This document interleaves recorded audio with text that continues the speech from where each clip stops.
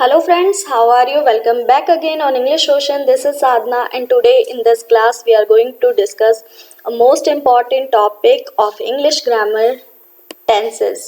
Tenses एक ऐसे topic है जो मोस्टली हर स्टूडेंट को पजल कर देता है. इसका नाम सुनते ही हमें लगता है कि बहुत सारे रूल लर्न करने पड़ेंगे, फॉर्मेशन याद करनी पड़ेंगी, बहुत कंफ्यूजन होती है क्या कॉन्टिन्यूस है, क्या इंडेफिनिट, क्या परफेक्ट कॉन्टिन्यूस. पर मैं आपको विश्वास दिलाती हूँ, अगर आपने आज की क्लास को पूरा लास्ट तक अच्छे से पेशेंस के साथ देखा तो ये टॉपिक आज के बाद आपको सबसे इजी लगने वाला है. बस ज़रूरत है लास्ट तक देखने की पूरा, और जो मैं एक्सरसाइज दूंगी वो पूरी प्रैक्टिस करने की. So let's get start. और एक इम्पॉर्टेंट बात, अगर अभी तक आपने चैनल को सब्सक्राइब नहीं किया है तो please do subscribe. If you like the class, please like and share this video. Let's get start. शुरुआत करते हैं डेफिनेशन के साथ. टेंस क्या है? Basically tense time of action है. क्या है? Time of action. ये वर्ब की फॉर्म ही होती हैं. टेंस एक ऐसी वर्ब की फॉर्म है जो हमें बताती है कोई भी जो एक्शन है. वर्ब्स क्या है? एक्शन वर्ड्स हैं, हम ऑलरेडी जानते हैं.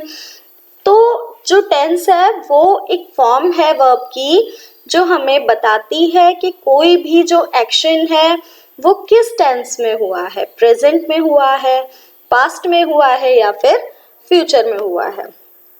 ये तो हो गई बुकिश लैंग्वेज. अब इजी लैंग्वेज में इसको समझते हैं कि देखो, जैसे एक सेंटेंस है, हमारे सामने कोई भी एक सेंटेंस आएगा तो उसमें हम क्या करेंगे. अगर हमें सेकंड फॉर्म दिखाई दी तो हम समझ जाएंगे पास्ट की बात हो रही है, ये काम तो हो चुका है. और अगर हम आईएनजी वाली फॉर्म देखेंगे दैट मीन्स हम समझ जाएंगे कि जो वर्क है वो चल रहा है. तो बेसिकली टेंस में वर्ब का मेन रोल होता है. वर्ब ही हमें बताती है कि कौन सा काम अभी चल रहा है, कौन सा फिनिश हो गया, कौन सा प्रेजेंट में हो रहा है, कौन सा पास्ट में हो रहा था, या फिर कौन सा काम फ्यूचर का है. ठीक है, ये तो इसका एक ओवरव्यू हो गया कि टेंस क्यों जरूरी है और क्या होते हैं. 3 टाइप्स हैं इसके, प्रेजेंट, पास्ट और फ्यूचर. अब हर टेंस के ना 4 सब टाइप्स हैं. टेंस के 3 हो गए और इन तीनों के भी आगे 4 हैं. तो इसमें अच्छी बात यह है कि आपको सारे अलग से लर्न करने की जरूरत नहीं है, सबके नेम सेम होते हैं. सिंपल, कॉन्टिन्यूअस, परफेक्ट और परफेक्ट कॉन्टिन्यूअस. कौन कौन से? सिंपल, बोलिए मेरे साथ, simple, continuous, perfect and perfect continuous. Simple tense को हम इंडेफिनिट टेंस के नाम से भी जानते हैं और कॉन्टिन्यूअस टेंस को प्रोग्रेसिव के नाम से भी जानते हैं. Is it clear? Then each tense has 4 parts. इस तरीके से टोटल टेंसेस हमारे कितने हो गए? 12. क्लियर? अब नेम में कंफ्यूजन नहीं होगा, बस आपको क्या करना है, 4 नेम्स ये याद करने हैं, उसके बाद आपको ऑटोमेटिकली सारे लर्न हो गए. टोटल 12 है. 3 मेन टाइप्स हैं, प्रेजेंट, पास्ट एंड फ्यूचर, और उनके सब टाइप्स हैं simple, continuous, perfect and perfect continuous. Simple को ही इंडेफिनिट और कॉन्टिन्यूअस को प्रोग्रेसिव कहते हैं. Is it clear? यहां तक सभी को क्लियर है? Okay, let's move ahead. अब बात आती है प्रेजेंट टेंस. प्रेजेंट टेंस क्या है? Present tense are the form of verbs that denote the action happens in the present time. जो भी एक्शन हमारा प्रेजेंट टाइम पे हो रहा है उसको बताने के लिए हमारी जो वर्ब की फॉर्म यूज होती हैं उसको हम प्रेजेंट टेंस बोलते हैं. अब मैंने बताया था इसके भी 4 पार्ट्स हैं. सबसे पहले वाला पार्ट कौन सा है? Present indefinite. थोड़ा सा प्रेजेंट इंडेफिनिट को समझना थोड़ा सा टफ है कंपैरिजन टू अदर. बाकी बिल्कुल इजी है, बस थोड़ा इसमें पेशेंस बना के रखना, ध्यान से सुनना, बाकी आपको बिल्कुल इजी लगेंगे। इसमें क्या होता है कि पहले तो हमें ये पता होना चाहिए, जैसे हम क्या करते हैं, मोस्टली हम ट्रांसलेशन के थ्रू करते हैं, तो एक एक वर्ड की ट्रांसलेशन कभी भी नहीं होती है। हमें क्या करना है, कई बार ना हम हिंदी में कुछ ऐसे वर्ड्स बोलते हैं, कुछ ऐसे सेंटेंसेस बोलते हैं जिनको अगर वर्ड टू वर्ड ट्रांसलेट करेंगे तो वो सब कुछ मैश हो जाएगा। जैसे कई बार बोल देते हैं ना, मेरे पीछे से कोई आया तो नहीं था, तो अब इसको इंग्लिश में ट्रांसलेट करोगे 100% गलती होगी।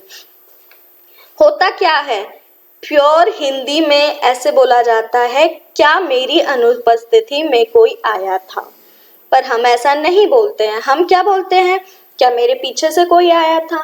उसको अब इंग्लिश में ट्रांसलेट कर रहे हैं तो नहीं होगा ना, क्योंकि ना हम शुद्ध हिंदी बोल रहे हैं ना हम शुद्ध इंग्लिश बोल रहे हैं। अगर शुद्ध हिंदी बोलोगे तो उसको ट्रांसलेट करना पॉसिबल है कुछ हद तक, बट जब तुम हिंदी ही शुद्ध नहीं बोल रहे तो उसको ट्रांसलेशन मेथड से नहीं कर सकते। तो अगर ट्रांसलेशन मेथड को करोगे तो उसमें तो बहुत ही टाइम लगने वाला है, तो कॉमन सेंस के थ्रू करने की कोशिश करेंगे, और जैसे जैसे इसको प्रैक्टिस करेंगे ना तो स्पीड बढ़ती चली जाएगी। क्लियर? तो उसके लिए हमें ये पता होना चाहिए, मान लो प्रेजेंट इंडेफिनिट के हमने सारे फॉर्मेशन के रूल याद कर लिए, पर हमें यही नहीं पता कि प्रेजेंट इंडेफिनिट में कौन से टेंसेस होते हैं, किस तरीके के सेंटेंस होते हैं, तो हम इसको सॉल्व नहीं कर पाएंगे। कई बार क्या होता है, टीचर सिर्फ इतना बता देते हैं, ता है, ती है, ते है वाले सेंटेंस प्रेजेंट इंडेफिनिट में आते हैं। नहीं, इसमें और भी बहुत कुछ है, समझिए। पूरा कंप्लीट करेंगे, फिनिश। वीडियो थोड़ी लंबी होगी, इट्स ओके, आप देख लेंगे, मुझे विश्वास है, पर ये टॉपिक आज क्लियर कर लेंगे। तो प्रेजेंट इंडेफिनिट, इंडेफिनिट का मतलब खुद ही क्या है कि ये सर्टेन नहीं है, यानी कि इसके रूल्स में एक्सेप्शंस ज़्यादा होती हैं, इसीलिए मैंने बोला था इन कंपैरिजन ये थोड़ा सा टफ रहता है। इसमें क्या क्या यूज़ होता है, हैबिट्स है, जनरल ट्रूथ है, जो आपको पता है ये फिक्स है, ये ही रहेगा, रिपीटेड एक्शन है, या फिर स्टेट ऑफ बीइंग है। जैसे I am a teacher, you are a student. अब देखो इस सेंटेंस में I am a teacher, I am not doing any action, I am just show my state of being, मैं सिर्फ शो कर रही हूँ कि मैं क्या हूँ। यहाँ पे I am a teacher sentence में there is no action, so if you saw any state of being, any position of a person, this type of sentence you have to put in present indefinite tense. Clear? I hope I make it clear. ठीक है, सबसे पहले तो state of being वाले, जैसे I am a girl, I am a boy, I am a teacher, he is a girl, he is a boy, she is a girl, sorry confuse हो गए, he is a boy, she is a girl, you are a student, she is a doctor. इस type के जो sentence होते हैं जिसमें जो subject है वो कोई एक्शन नहीं कर रहा होता, सिर्फ हम उसकी पोजीशन बता रहे होते हैं, उस टाइप के सेंटेंसेस को किस में रखते हैं, प्रेजेंट इंडेफिनिट टेंस में। सेकंड आता है हैबिट। हैबिट में क्या है, हमारी रेगुलर हैबिट, जिनको हमने अभी तक फॉलो किया हुआ है, यानी कि रेगुलर जो भी हमारा रूटीन वर्क है, डेली हम सेम टाइम पे सेम वर्क करते हैं, चाहे वो स्कूल जाना हो, ट्यूशन जाना हो, मंदिर जाना हो, मार्केट जाना हो, भगवान की पूजा करना हो, पढ़ाई करना हो, लाइब्रेरी जाना हो, each and every word we are going to repeat. Same हो गए ना ये। हैबिट भी क्या होती है, जो रिपीटेड एक्शन होते हैं वही तो हैबिट होती है। तो वो सारे एक्शंस, वो सारे सेंटेंसेस हम किस में लिखते हैं, इंडेफिनिट में। Is it clear? नाइस। उसके अलावा जनरल ट्रूथ, इनको यूनिवर्सल ट्रूथ भी बोलते हैं। अब ये यूनिवर्सल ट्रूथ क्या है, वो सेंटेंसेस हैं जिनका हमें पता है ये सेम रहेंगे, चाहे प्रेजेंट की बात हो रही है, पास्ट की बात हो रही है, या फ्यूचर की बात हो रही है। इनके जो चांसेस होते हैं चेंज होने के वो बहुत ना के बराबर होते हैं। जैसे the sun rises from the east, clear? या फिर एक सेंटेंस ऐसे हो सकता है, honesty is the best policy. अब देखो टाइम चेंज होगा, ठीक है। हमारे जो वेद पुराण है उनके टाइम पर हमें बताया गया था सत्य निष्ठा ये सारी चीजें अच्छी होती हैं, हमें सच बोलना चाहिए। वो चीजें आज भी हैं, वो यूनिवर्सल ट्रूथ है, वो चेंज नहीं हो सकता। तो आगे भी वही चीज रहने वाली है। वो डिपेंड करता है हम उसको फॉलो करें या ना करें, पर वो सच है और रहेगा। तो ऐसे वाले ट्रूथ भी किस में आएंगे? इंडेफिनिट टेंस में। Is it clear?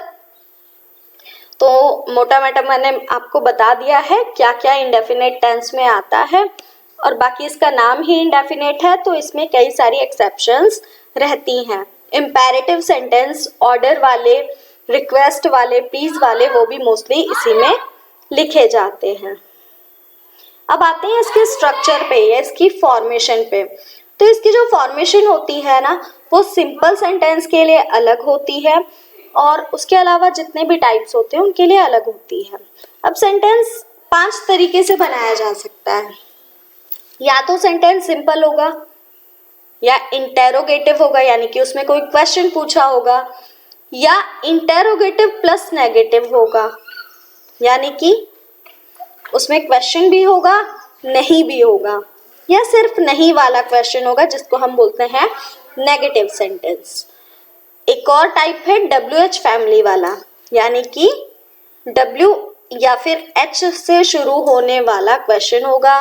W और H से कौन से वर्ड्स शुरू होते हैं बताओ? Why, what, when, whom, how। Is it clear? तो इस टाइप के जो सेंटेंसेस होते हैं मतलब टोटल ये 5 हो गए। Simple, interrogative, negative, interrogative plus negative और WH family. Clear? I think it is clear. तो जो प्रेजेंट इंडेफिनिट की फॉर्मेशन है वो सिंपल सेंटेंस के लिए अलग होती है और बाकी सब के लिए अलग होती है। अब डिस्कस कर लेते हैं क्या होता है। क्लियर? तो जो सिंपल सेंटेंस है उसमें सिंपल सेंटेंस में हम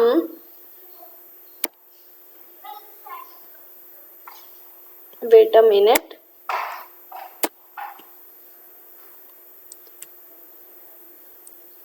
what happened to this?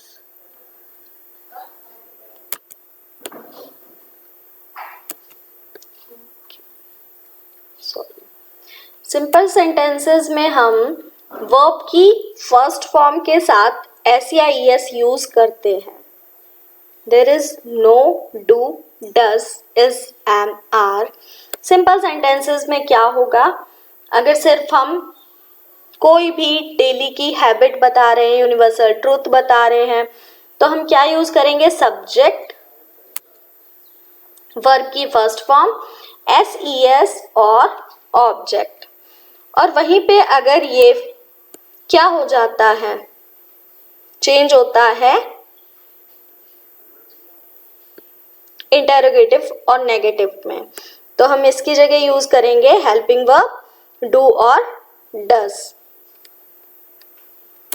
Simple sentences में सब्जेक्ट, वर्ब की फर्स्ट फॉर्म, एस और ई एस प्लस ऑब्जेक्ट। वहीं पे अगर हम स्टेट ऑफ बीइंग की बात करेंगे, तो प्रेजेंट में स्टेट ऑफ बीइंग की बात कर रहे हैं तो हम हेल्पिंग वर्ब यूज, अभी सिर्फ मैं सिंपल सेंटेंस का बता रही हूँ, इसमें ना सिंपल का अलग होगा, बाकी सब का अलग होगा, मैंने बता दिया। तो सिंपल सेंटेंस में सबसे पहले करेंगे अफर्मेटिव सेंटेंस। उसमें क्या होता है? सब्जेक्ट, वर्ब की first form, S, E, S और ऑब्जेक्ट। क्लियर? और जब स्टेट ऑफ बीइंग बताते हैं, अभी मैंने बताया स्टेट ऑफ बीइंग क्या होती है, किसी भी व्यक्ति की जब हम पोजीशन बताते हैं, उसके अस्तित्व के बारे में बताते हैं, तो उसको बोलेंगे स्टेट ऑफ बीइंग। क्लियर? उसमें प्रेजेंट में यूज होगा इज, एम और are. Is for singular, are for plural and am for I. I के लिए एम यूज करेंगे, सिंगुलर के लिए इज और प्लूरल के लिए आर। क्लियर? जैसे I am a teacher, I am a teacher, You are a student. He is a boy. She is a girl. She is a doctor. Clear? State of being के लिए is, am, are helping verb और verb की first form. No S E S, no do does. Clear? There is no S E S और no do does. अगर simple में state of being नहीं बताई, simple sentence है, affirmative है, imperative है, हैबिचुअल है, रिपीटेड एक्शन है या फिर जर्नल ट्रूथ है, तो सब्जेक्ट वर्ब की first form S E S plus object. उसके अलावा बात आती है negative, interrogative, interrogative plus negative और डब्ल्यू एच फैमिली सेंटेंसेस. तो इनके लिए जो हेल्पिंग वर्ब यूज होती है वो होती है डू और does.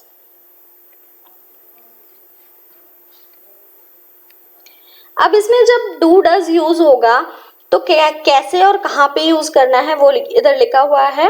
Subject plus do does plus not plus verb की फर्स्ट फॉर्म प्लस ऑब्जेक्ट. वहीं पे अगर इंटेरोगेटिव की बात करेंगे तो होगा do does plus subject plus verb की फर्स्ट फॉर्म प्लस ऑब्जेक्ट. और अगर इंटेरोगेटिव प्लस नेगेटिव रहेगा तो भी हम हेल्पिंग वर्ब को सामने ही रखेंगे, नॉट सब्जेक्ट के बाद आएगा.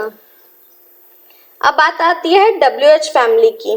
डब्ल्यू एच फैमिली वाले सेंटेंसेस में सेम रूल यूज होता है जो इंटेरोगेटिव में होगा, बस क्या होगा, डू डज के सामने डब्ल्यू एच फैमिली का वर्ड यूज होगा. Is it clear? अब कुछ सेंटेंसेस देख लेते हैं. He plays the piano. इसमें क्या किया, सब्जेक्ट प्लस वर्ब की फर्स्ट फॉर्म प्लस एस या E S plus object. They do not go to school. ये नेगेटिव सेंटेंस था तो subject plus do does plus not plus verb की first form plus object. Do आता है plural के साथ और आई के साथ. डू प्लूरल के साथ और आई के साथ. डज आता है सिंगुलर के साथ.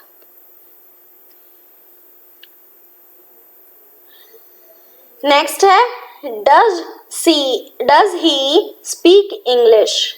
इसमें क्या किया, डू डज को सामने रखा, सब्जेक्ट वर्ब की फर्स्ट फॉर्म और ऑब्जेक्ट. डज क्यों आया, because he is a singular subject. He singular subject है इसलिए डज आया. अब बात आती है कि क्वेश्चन पूछ रहे हैं, इंटेरोगेटिव में भी क्वेश्चन होता है, डब्ल्यू एच फैमिली में भी क्वेश्चन होता है. हमें कैसे पता चलेगा कि डब्ल्यू एच फैमिली वाला रूल लगाना है या फिर इंटेरोगेटिव वाला? तो जो क्वेश्चन होगा उसमें हमें वर्ब पे क्वेश्चन करना है, क्या और किसको. अगर हमें आंसर यस या नो में मिल रहा है तो हम क्या करेंगे, डब्ल्यू एच फैमिली वाला, सॉरी, यस या नो में आंसर मिल रहा है तो इंटेरोगेटिव होगा. और यस या नो में आंसर नहीं मिल रहा, हमें स्पेसिफिक रीजन देना पड़ रहा है, तो हम W H family word use करेंगे. जैसे मैंने बोला he is playing in the ground. क्या वह प्लेग्राउंड में खेलता है? तो हम क्या बोल सकते हैं, हाँ या ना. तो ये कौन सा क्वेश्चन हुआ, इंटेरोगेटिव वाला. अगर हम पूछें कि वह प्लेग्राउंड में क्यों खेलता है तो इसका आंसर यस या नो हो सकता है. सोचो, वह प्लेग्राउंड में क्यों खेलता है, यस नो, दोनों में से कोई आंसर नहीं होगा. We have to explain why. Here we have to explain why. That is why this sentence takes the rules of WH family words.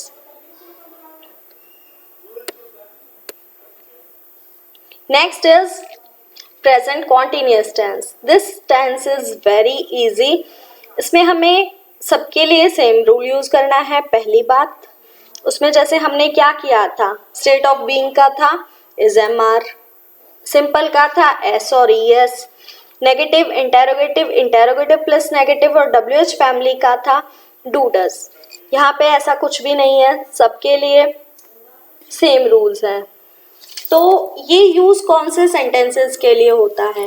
वो सेंटेंसेस जो अभी कॉन्टिन्यूअस हैं या फिर प्रोग्रेस में है, मतलब वर्क अभी चल रहा है। तो ऐसे वाले सेंटेंसेस को हम प्रेजेंट में रखेंगे।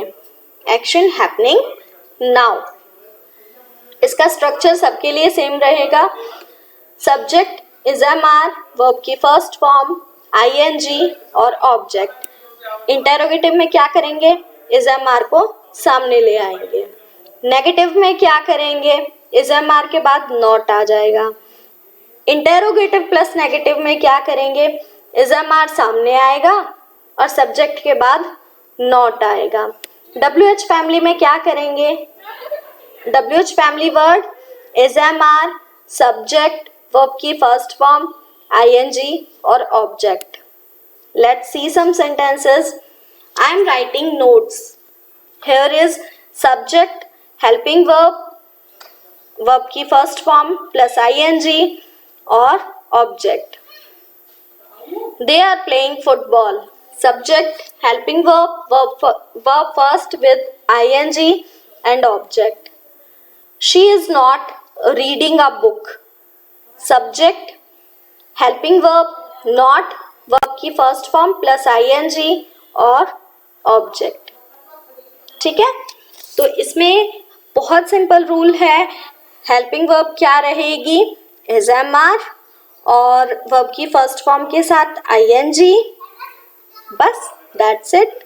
और बाकी हम रूल समझ ही गए। इंटेरोगेटिव में हेल्पिंग वर्ब को सामने ले आते हैं, नेगेटिव में हेल्पिंग वर्ब और नॉट के बीच में सब्जेक्ट होता है।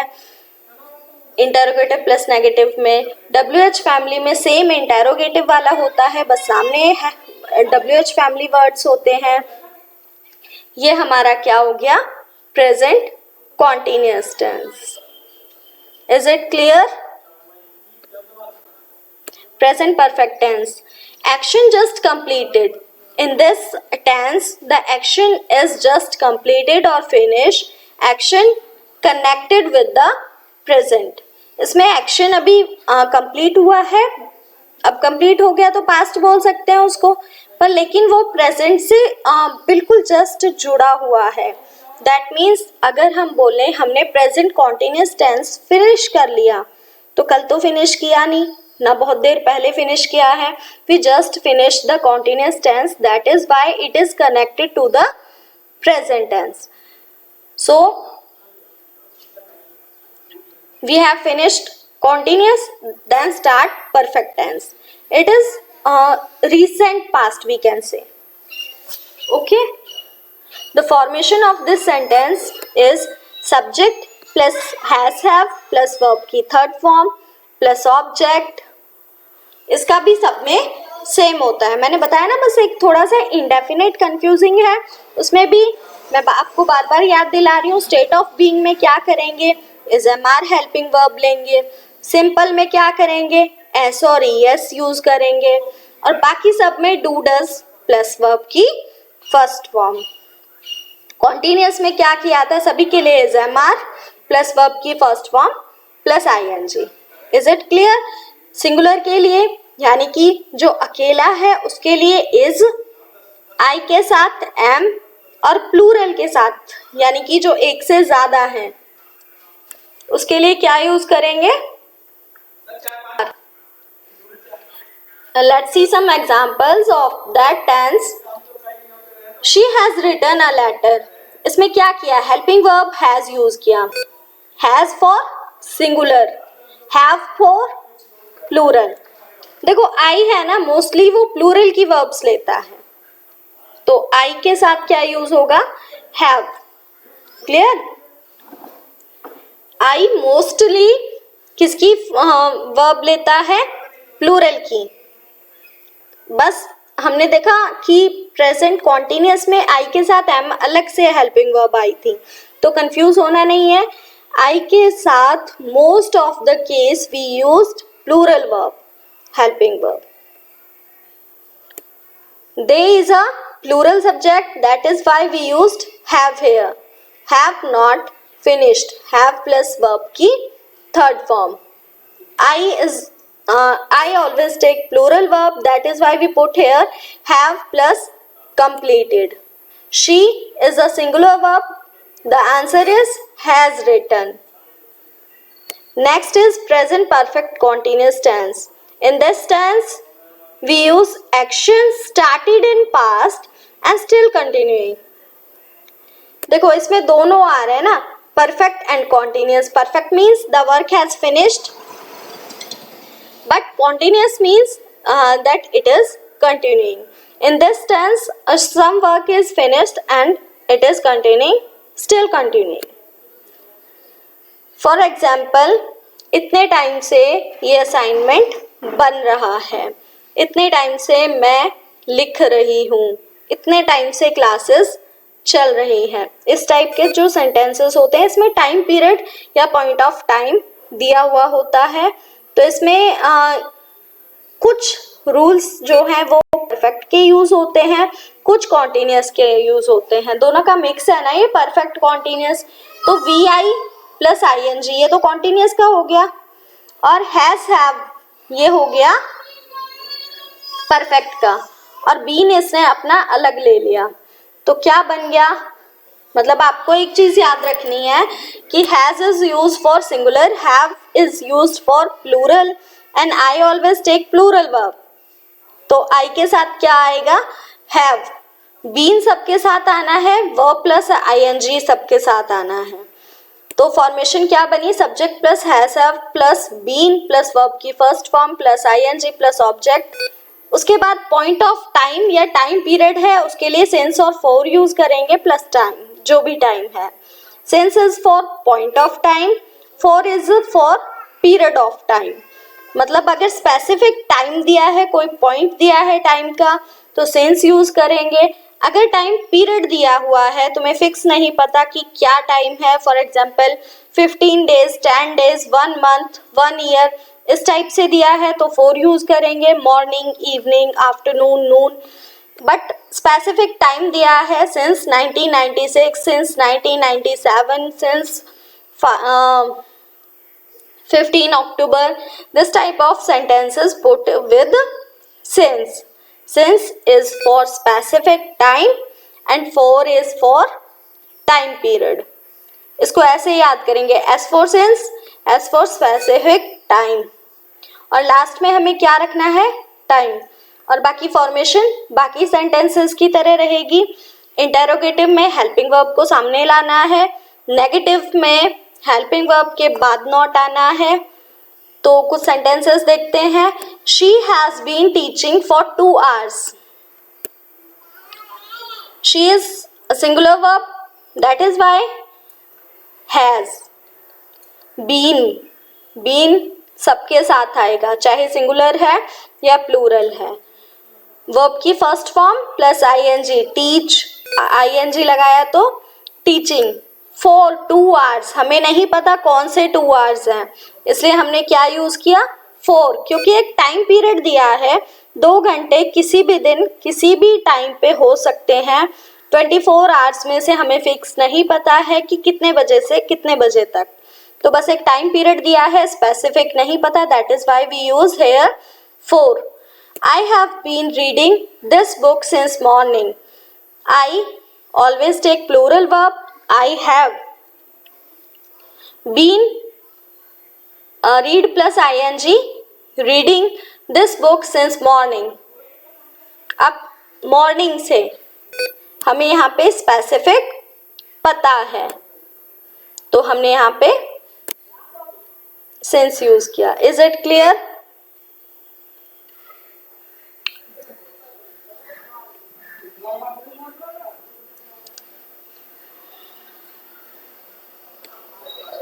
नेक्स्ट है पास्ट टेंस.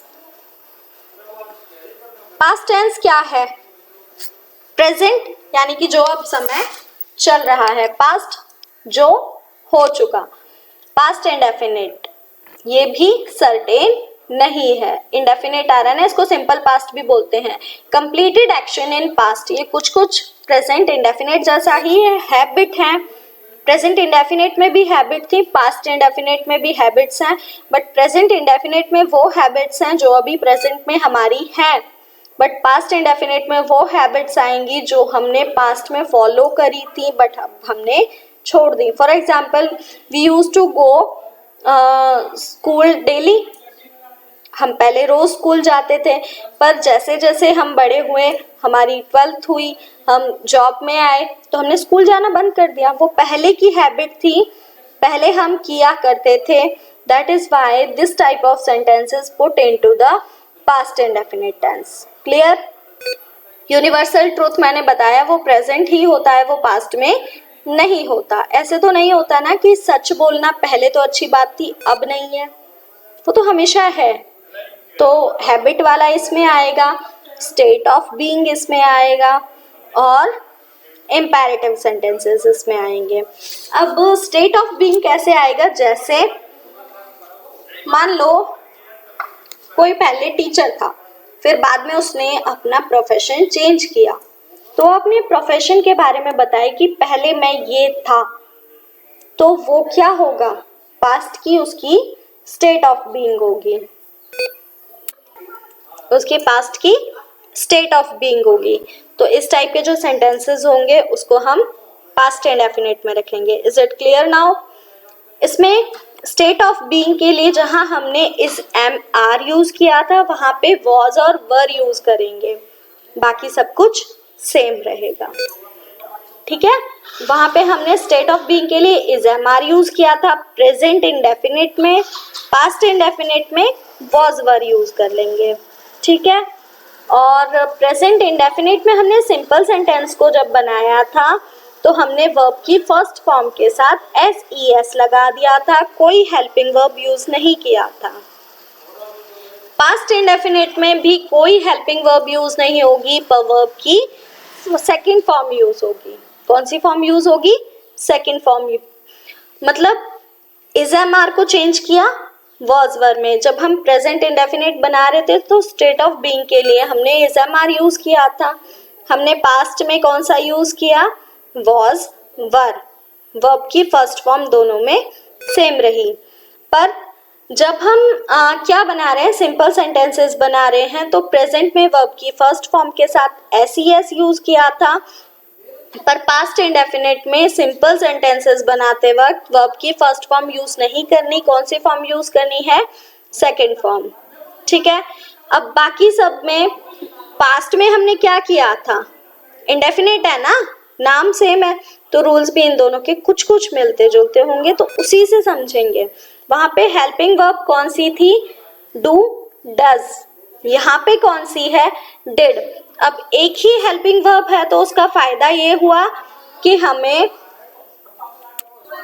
डिड का फायदा ये हुआ कि एक ही हेल्पिंग वर्ब है तो हमें सिंगुलर प्लूरल देखने की जरूरत नहीं है। सिंगुलर हो, प्लूरल हो, आई हो, हम सबके साथ डिड यूज करेंगे। पर उसमें क्या था? इज एम आर, तो स्पेसिफिक हमें पता था सिंगुलर के साथ हमको इज यूज करना है, प्लूरल के साथ हमको आर यूज करना है, और आई के साथ एम यूज करना है। पर इसमें हमारे पास दो ही हेल्पिंग वर्ब हैं, स्टेट ऑफ बीइंग में वॉज और वर। तो हमें क्या करना है? सिंगुलर के साथ वॉज और प्लूरल के साथ वर। पर यहाँ पे एक एक्सेप्शन है, आई हमेशा प्लूरल वर्ब लेता है, लेकिन वॉज वर में से आई वॉज के साथ जाएगा, क्योंकि अगर आई और वर का कॉम्बिनेशन होगा तो वो इमेजिनेशन को शो करता है। जैसे अगर हम कुछ सोचें कि इमेजिन करें, काश हम भी प्रधानमंत्री होते, राष्ट्रपति होते, ऐसे कुछ भी सोच रहे हैं, इमेजिन कर रहे हैं जो पॉसिबल नहीं है, तो वो चीज़ें हम आई प्लस वर के साथ शो करते हैं। इसलिए जब टेंस बनाते हैं ना तो आई के साथ क्या यूज़ करते हैं? वॉज। सिंगुलर के साथ वॉज, प्लूरल के साथ वर। Is it clear? कुछ सेंटेंसेस देखेंगे। He went to Delhi yesterday, second form आई क्योंकि सिंपल सेंटेंस था। They did not play cricket, did helping verb आई, इसके साथ हमें कौन सी वर्ब यूज करनी है, वर्ब की first form. Did she dance, did plus में वर्ब की first form. Let's move further, past continuous tense. इसमें भी सेम है, एक्शन ऑनगोइंग है, एक्शन प्रोग्रेस में है, प्रोसेस में है, पर एक्शन कब का है, पास्ट का है, यानी कि जब बात बताई जा रही है उस टाइम का एक्शन नहीं है, पुराना एक्शन है पर उस टाइम जब देखा गया वो चल रहा था। तो इसमें इस टाइप के सेंटेंसेस आएंगे, स्ट्रक्चर रहेगा, सिर्फ हेल्पिंग वर्ब चेंज होगी। Helping verb is am are की जगह कौन सी यूज करनी है, वॉज वर। रूल सेम रहेंगे, आई सिंगुलर वॉज, मतलब आई और सिंगुलर के साथ वॉज और प्लूरल के साथ वर।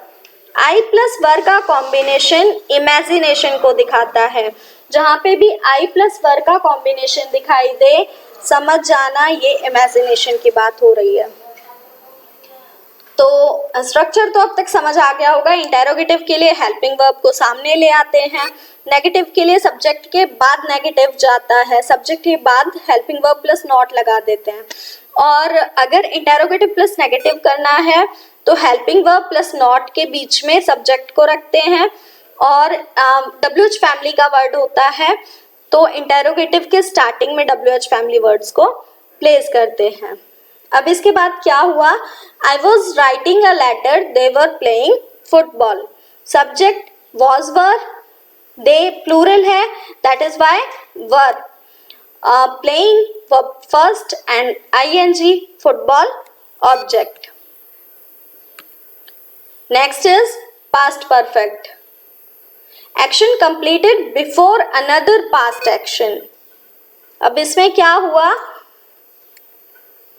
कोई पास्ट एक्शन हुआ तो उससे पहले ही कुछ फिनिश हुआ, मतलब इसमें वर्क कंप्लीट होता है, फिनिश होता है, परफेक्ट होता है, पर कब, पास्ट में। रीसेंट पास्ट की बात नहीं कर रहे, रीसेंट पास्ट होगा प्रेजेंट परफेक्ट, बट पास्ट की बात हो रही है तो पास्ट परफेक्ट में वो एक्शन आएंगे जो पहले ही फिनिश हो चुके हैं। इसमें हेल्पिंग वर्ब हेड रहेगी, सबके लिए सिंगुलर है, प्लूरल है, आई है, सबके साथ हेड। शी हैड वर्ब की third form, leave, left, left, left before I arrived, वो मेरे पहुंचने से पहले ही जा चुकी थी। They had completed this work, उन्होंने ये काम कंप्लीट कर लिया था। नेक्स्ट है पास्ट परफेक्ट कॉन्टिन्यूअस, मतलब हम पुरानी बात बता रहे हैं, कोई चीज पास्ट में शुरू हुई थी, पास्ट के ही किसी पॉइंट पे फिनिश हो गई, पर हमने उसका टाइम पीरियड या पॉइंट ऑफ टाइम दिया, जिस वजह से ये सेंटेंस किसमें आया, परफेक्ट कॉन्टिन्यूअस में। Past action continuing for a time before another past action, subject plus had been plus verb की first form plus ING plus object plus since या फॉर प्लस टाइम। सिंस या for का मैं पहले ही बता चुकी हूँ, पॉइंट ऑफ टाइम के लिए सिंस, पीरियड के लिए फॉर। हैड सबके साथ रहेगा, बीन सबके साथ रहेगा, ING सबके साथ रहेगा। She had been studying for 2 hours before he came, जब वो आया उसके 2 घंटे पहले से ही वो पढ़ रही थी। They had been living here for 5 years, वो यहाँ 5 सालों से रह रहे थे। तो कमेंट में मुझे बताइए कि इस सेंटेंस से आपको क्या पता चला, क्या वो अभी भी रह रहे हैं, यस या no. Next is future tense. Future tense define the sentences like which was happen in the past, जो वर्क हमारा फ्यूचर में होगा या हम फ्यूचर की बात कर रहे हैं, प्लान कर रहे हैं, तो वो सारी चीज़ें किस में आएंगी, फ्यूचर टेंस में। इसका बहुत कम यूज़ होता है, पर होता है, इस वजह से पढ़ाया जा रहा है, ये मोस्टली एग्जाम्स में ही यूज़ होता है। Future indefinite tense is simple future. Action to be done in future, जो भी हमारी हैबिट हम सोच रहे हैं, मान लो हमने आज से सोचा कि एक टाइम टेबल बनाएंगे, उसको फॉलो करेंगे, उसको हैबिट बनाएंगे।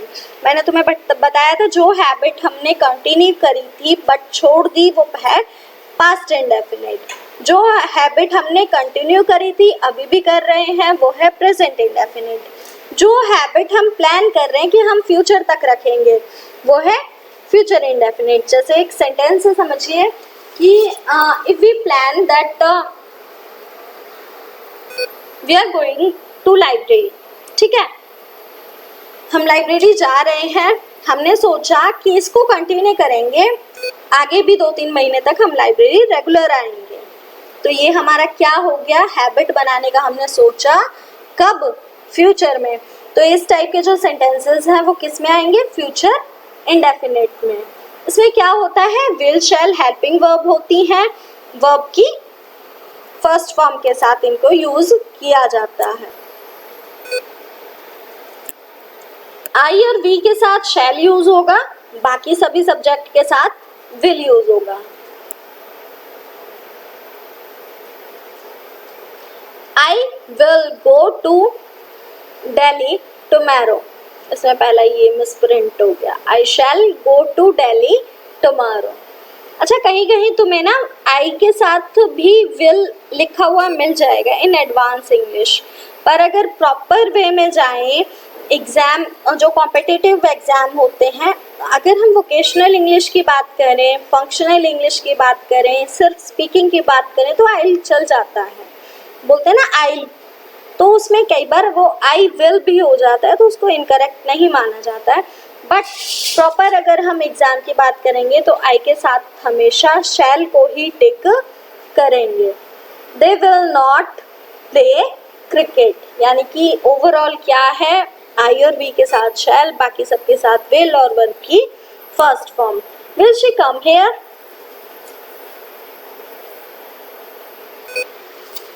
Next is future continuous. कोई काम है वो फ्यूचर में कॉन्टिन्यू रहेगा तो उस वाले एक्शन को बताने के लिए हम क्या यूज करेंगे, फ्यूचर कॉन्टिन्यूअस। हेल्पिंग वर्ब, इसमें सिर्फ ना बी एक्स्ट्रा ऐड होगा, आईएनजी तो हमने प्रेजेंट में भी ऐड किया था और पास्ट में भी यूज किया था। इसमें आईएनजी यूज हो रहा है, वर्ब की फर्स्ट फॉर्म यूज हो रही है, helping verb will shall use हो रही है, बस एक बी एक्स्ट्रा यूज हुआ है। बी याद रख लेना, बी किसके लिए यूज होता है, फ्यूचर कॉन्टिन्यूअस के लिए। Let's see some examples. She will be teaching tomorrow at this time, कल इस टाइम पे वो पढ़ा रही होगी। They will be playing football in the evening, वो शाम को फुटबॉल खेल रहे होंगे। Next is future perfect. इसमें कोई भी वर्क है, हम बोलते हैं कि फ्यूचर में इस टाइम तक वो फिनिश हो जाएगा, तो इस टाइप के सेंटेंसेस फ्यूचर परफेक्ट में आते हैं। Action that will be completed by a certain time in future. Structure क्या है इसका, सब्जेक्ट विल, हैव, वर्ब की थर्ड फॉर्म और ऑब्जेक्ट। देखो विल और शैल को यहाँ पे नहीं छोड़ना है, विल और शैल हैव प्लस वर्ब की थर्ड फॉर्म, यानी कि जहाँ पे भी ओवरऑल समरी की फॉर्म में हम ये कह सकते हैं, जहाँ पे भी वर्ब की फर्स्ट फॉर्म देखो वहाँ इंडेफिनिट होता है, वर्ब की फर्स्ट फॉर्म इंडेफिनिट, वर्ब की आईएनजी वाली फॉर्म कॉन्टिन्यूअस, वर्ब की थर्ड फॉर्म परफेक्ट, और वर्ब की फर्स्ट फॉर्म प्लस आईएनजी भी है और बीन भी है, तो perfect continuous. Is it clear? Summary में हम एक टेबल बना सकते हैं जिसमें हम लिखेंगे वर्ब की फर्स्ट फॉर्म इंडेफिनिट, वर्ब की आईएनजी वाली फॉर्म, उसको फोर्थ फॉर्म भी बोलते हैं, कॉन्टिन्यूअस टेंस, और वर्ब की थर्ड फॉर्म है क्या, परफेक्ट टेंस, और लास्ट में आती है बीन के साथ वर्ब की फर्स्ट फॉर्म, वो है फर्स्ट फॉर्म प्लस आईएनजी, वो है परफेक्ट कॉन्टिन्यूअस टेंस। एक लास्ट टेंस हमारा रह गया है, उसको भी आज फिनिश करेंगे, फिर एक टेंस चार्ट समरी करेंगे और कुछ एक्सरसाइज देंगे जिनको आप सॉल्व करेंगे, प्रैक्टिस करेंगे, और आज का ये टॉपिक आपका फ्रूटफुल बनेगा। Action continuing for a certain time in future. हमें लग रहा है इस टाइम तक हम इसको कंटिन्यू करेंगे, हमने कुछ प्लान किया, हम सोच रहे हैं कि इसको कंटिन्यू करेंगे इस टाइम तक, तो वो वाले सेंटेंसेस इसमें आते हैं। Subject will shall have been, verb की फर्स्ट फॉर्म प्लस आईएनजी और ऑब्जेक्ट सिंस फॉर टाइम। देखो ध्यान से देखो, प्रेजेंट वाला ही चल रहा है, हैव बीन, है ना, बस हैज को हटा दिया। यहाँ पे भी हैव प्लस वर्ब की थर्ड फॉर्म हैज को हटा दिया बस। यहाँ पे भी आईएनजी वर्ब की फर्स्ट फॉर्म, बस हेल्पिंग वर्ब इसकी विल शैल अपनी चल रही है फ्यूचर की। तो सेंटेंसेस देखते हैं example. She will have been teaching for 5 years by next June. They will have been living here since 2020. उसके बाद एक समरी देख लेते हैं एग्जाम्पल्स के साथ। Present indefinite, she plays cricket. Present continuous, she is playing cricket, सिर्फ helping verb change हो गई और वर्ब चेंज हो गई। Present perfect, she has played. She के साथ हैज क्यों आया? Because she is a singular verb, singular subject, तो इसके साथ सिंगुलर वर्ब आएगी हैज। अगर यहाँ पे प्लूरल सब्जेक्ट होता तो प्लूरल वर्ब आती हैव, आई के साथ have. Present perfect continuous, she has been playing cricket for 2 hours. Past indefinite, she played cricket. Past continuous, she was playing cricket. अगर यहाँ पे शी की जगह दे होता तो they were playing cricket. Past perfect में है she had played cricket. Past perfect continuous, she had been playing cricket for 2 hours. उसके बाद फ्यूचर में देखेंगे। फ्यूचर इंडेफिनिट में she will play cricket. Future continuous में she will be playing cricket. Future perfect में she will have played cricket. Future perfect continuous में she will have been playing cricket for 2 hours. Overall आज की class की summary ये है, मैंने आपको बताया डू आई के साथ और प्लूरल के साथ, डज सिंगुलर के साथ, इज सिंगुलर के साथ, एम आई के साथ, आर प्लूरल के साथ। ठीक है, ये याद रखना है हमें इंडेफिनिट में। ठीक है, और वर्ब की सेकंड फॉर्म सिर्फ एक ही टेंस के लिए होती है, पास्ट इंडेफिनिट टेंस के लिए। कहीं भी कोई भी कंफ्यूजन है, you can ask me in the comment box. ये एक एक्सरसाइज है जो आपको होमवर्क में करनी है। Fill in the blanks, convert into negative and interrogative sentence, rewrite in all 12 tenses. आपको सारे 12 सेंटेंसेस में एक सेंटेंस उठाना है, उसको सारे 12 सेंटेंसेस में लिख के देखना है, because practice makes a man perfect. जब तक हम प्रैक्टिस नहीं करेंगे हमें ये चीज़ें टफ लगती चली जाएंगी। जैसे ही हम इनको प्रैक्टिस करेंगे, सिर्फ देखने से ये समझ नहीं आएगा, सॉल्व करने से, नोटबुक पे पेन से जब टेंसेस लिखोगे, पेन से जब नोट्स बनाओगे और सेंटेंसेस को कन्वर्ट करोगे। मेन एक टिप है आपके लिए, जैसे सेंटेंसेस है, मान लो इंडेफिनिट में लिखा हुआ है तो उसको चेंज करो परफेक्ट में, कैसे होगा, कंपैरिजन करो आपस में कि देखो अगर तीनों का कॉन्टिन्यूअस देखें तो क्या ही चेंज हो रहा है, सिर्फ हेल्पिंग वर्ब चेंज हो रही है। प्रेजेंट में इज एम आर, पास्ट में वॉज वर, फ्यूचर में विल बी शैल बी। ठीक है, अगर इंडेफिनिट में देखें तो भी हेल्पिंग वर्ब चेंज हुई है, बस थोड़ा सा इंडेफिनिट, दोनों का प्रेजेंट इंडेफिनिट और पास्ट इंडेफिनिट थोड़ा सा हल्का सा कंफ्यूजिंग है, वो भी प्रैक्टिस के साथ सॉल्व हो जाएगा। Do does for present, did for past and will shell for future.